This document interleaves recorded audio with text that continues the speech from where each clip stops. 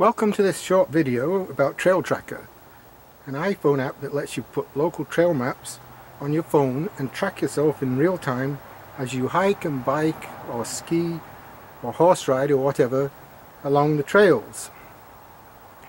Now I'm here in the Durham Forest, which is the trail area I used as the demo that comes with the app when you install it. You can see that the trail map is up here on the sign in front of me. There are lots of trails crisscrossing the area, about 20 kilometers of marked trails and about another 23 kilometers of unmarked trails. The map's very accurate and helpful, but it's not very portable. And there are no paper copies around for you to take with you.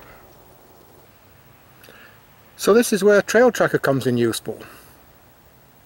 If I select the Durham Forest, after picking a activity such as cycling,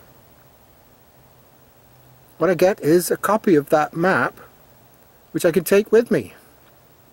Not only that, if I select real time, it will ask me if I want to record the route, which in this case I don't want to. And then once the location finder picks up where we are, it will show us where we're located. You can see I'm right in front of that sign, right here in the parking lot. What I'm actually going to do is ride down the trails and head down towards an area called Coyote Corners down here. And I'm going to stop along the way a couple of times to consult with TrailTracker and decide which direction I should go. I'm going to turn off the phone to save the battery, but you could leave it on and track yourself as you go along. And if you're recording your route, then what you need to do is leave it on and actually set your settings so that the phone doesn't actually turn off. In other words, you have to set auto lock to never. And when you've finished recording, you can save your recording as a favorite if you like, so you can keep it and consult it whenever you feel like it. So here I am. I've just come down this trail and I'm coming up to a junction here, and I have two choices. I can go right or I can go left. So I'm going to take out TrailTracker and have a look and see which way I should be going.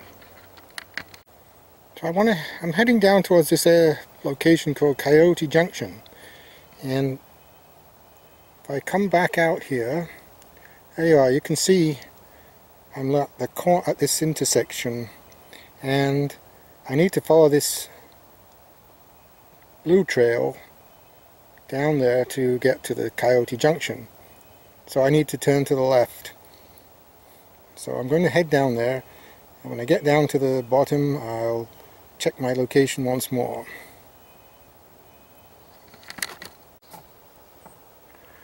So we made it to Coyote Corners, and you can see here there's lots of choices of different directions that you can actually go. That's the route that I just came down, and so you've got some different ways that you could go from here. Here we are again looking at TrailTracker.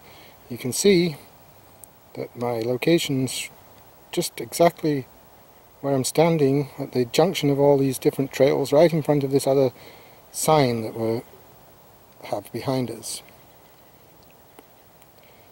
So what I'm going to do now, I'm going to head over to another area that's close by. I'm just going to show you a couple of the other features of the app, such as how you can download maps from the library that comes with it. So now I'm at the entrance to another area known as Walker Woods Glen Major. Like the Durham Forest, there's a great sign here with a map on it showing you all the trails. And at one time There were paper copies in that little wooden box on the left side, but no longer. So you can see on the opening screen of the TrailTracker app, there are functions to add, delete and share maps. So what I'm going to do here is just demonstrate how you can add a map from the user community, because if you look at the list of maps that I've got here, I don't actually have the Glen Major Walker Woods map on there. Now normally you perhaps do this before you set off so you can use your Wi-Fi, but you can actually do it on site just using your cellular data, and the maps are not all that large, so they don't really use that much of your data plan to get them here. So what I'm going to do is go to that function. Now here I have to log in, so I'll do that and then I'll come back.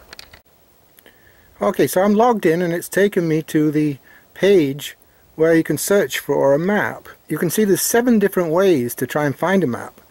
Because I'm right here at the Walker Woods, what I can do is I can just say look near current location, and normally you'd have to select the radius of the search area using the slider, and in my case the minimum value of 10 would have been plenty because I'm right here.